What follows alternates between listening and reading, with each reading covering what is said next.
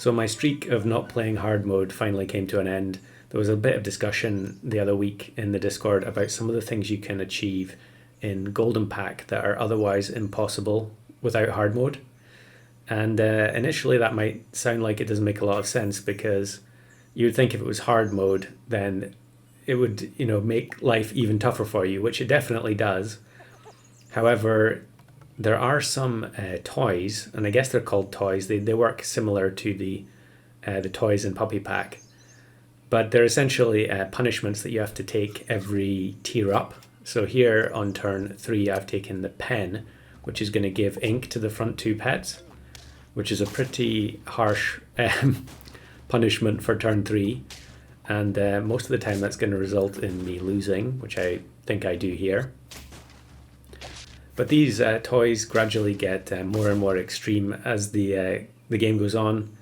I mean, I guess that's not entirely true. Sometimes you do get served up some of the much more forgiving ones, even in the late game. But what I really wanted to do here was look for specific toys which enable actions in the shop which are otherwise impossible. So, for instance, if you've maybe watched some of these hard mode videos before on other channels, you'll know that there's a toy called the Paper Shredder, which will allow you to feint units in the shop. So anything you buy gets feinted, which means that if you save up a bunch of betta fish, I just bought one here, but we don't have Paper Shredder, you will instantly feint it, and you can scale pets that way. So you can use betta fish, but you can also just have muskox and feint anything you like in front of it. Unfortunately, hard mode just isn't very good. I mean, I don't think that's a big secret. I don't see anyone playing it anymore on YouTube. It was a little bit of a novelty for a while, but most of the toys are just horrendously unbalanced. For instance, this one, Rock Bag, I think that's a start of battle one. But there are a lot of toys which inflict damage to your team when one of your units faints. And what ends up happening is you constantly get put into these chain reaction situations where one pet on your team faints and then the entire remainder of your squad faints, because it just keeps on triggering over and over again. So here I take the Dice Cup, which will shuffle the positions of all the pets, which isn't great, but it's probably better than a lot of the other ones. But I'm really hoping for the specific toys which can hurt things in the shop. And you can see here I've frozen the stoat. I don't know. Yeah, here we go. There's the manatee. We're looking for manatee because we want to get to a point where the manatee is about to faint, and then we can select one of the toys which will cause a hurt effect when the feint triggers. And then if we add crane into the mix, that means we can actually end up getting permanent melon in Golden Pack. It doesn't actually make any difference other than, for your own run. As far as I'm aware, the hard mode teams don't get added to the pool. I'm not sure if people who are playing hard mode can play against other people playing hard mode. I assume they can, but I guess at any given time there aren't going to be very many people doing it. I know Single Malt is grinding away still on the achievements, but I assume he's doing that in custom packs most of the time, or maybe weeklies, I don't know. But in any case, we get the manatee down to 1 HP here. So now we really just need to stay alive, find the crane, and then also find the toy that's going to trigger in the shop. So here we go. Ring Pyramid is one of the options, and there are a couple, I think. So we activate the Ring Pyramid. Now we need to find the crane. I think here maybe I was pausing because I was thinking about leveling up the Sea Lion, but at this point all I cared about was getting the permanent melon. I had played many games of this, and it was just absolutely miserable. Double manatee, not going to help us. We've just got to keep rolling and hope that we hit the crane. The potato can be used to keep the manatee alive, but luckily we do get the crane. So I didn't count how many games it took me to get to this point, because you can keep ending up in this situation and never find the toy you need or never find the crane, and it's pretty frustrating. So here we get the crane in. Normally you would put a crane behind Manatee, but the Manatee's going to faint.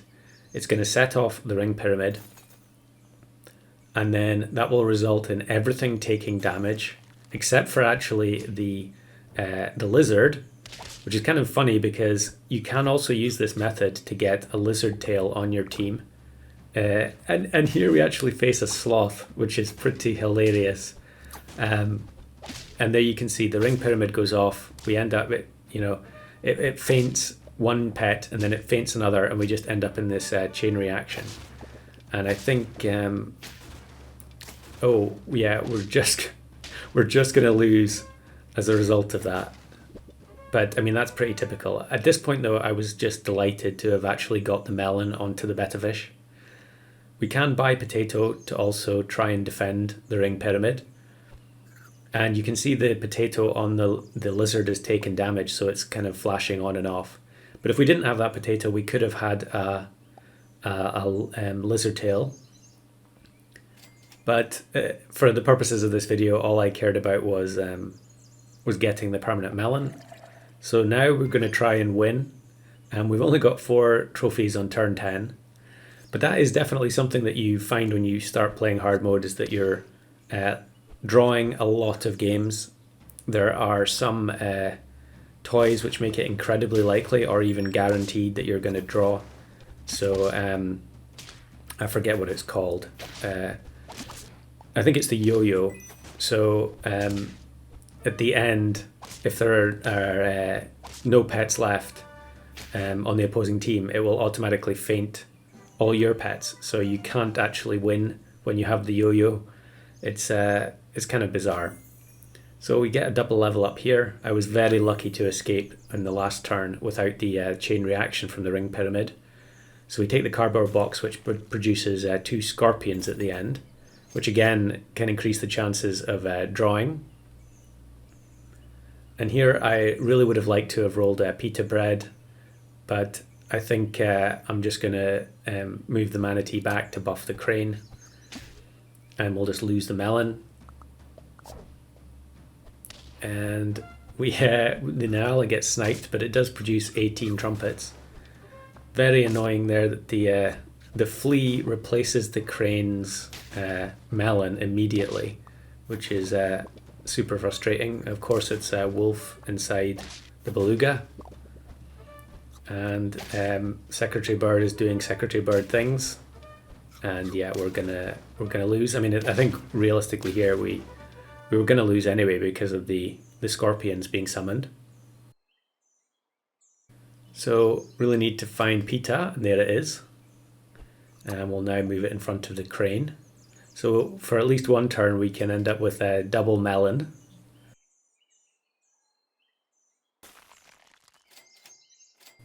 And yeah, I think I'll replace the one-use potato with eggplant, second position, the classic.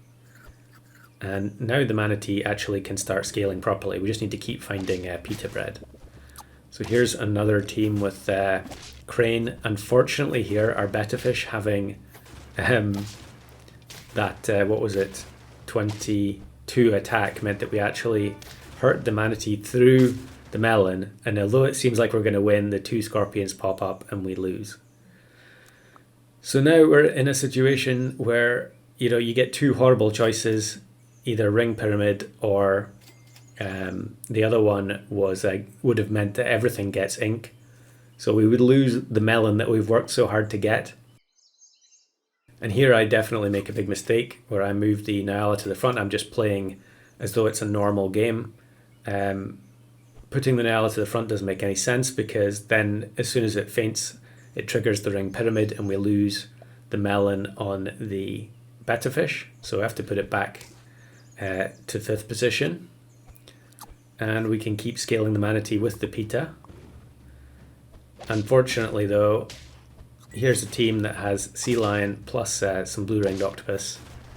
And I think, yep, you can see where this is going.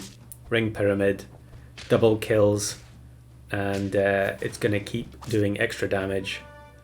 And yeah, it was quite close in the end, but 5 trophies. But I was just delighted to finally get a recording where I got the melon. So here are a couple of hard mode wins, which just they just came about randomly while I was trying to get the melon recording.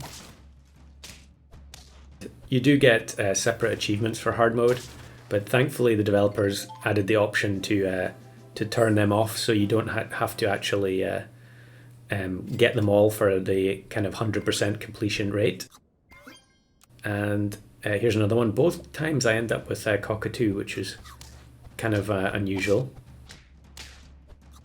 But Muskox, yeah, the slug, it's going to get killed off by the smaller slug. Although we do end up triggering the crane. Thankfully, the octopus didn't have high enough health to survive. And we get a whole bunch more ribbons. And since this was recorded, I don't think I've played a single game of hard mode again. There are still some things that I would quite like to try, but I think a few of the penalty toys definitely need a little bit of adjustment.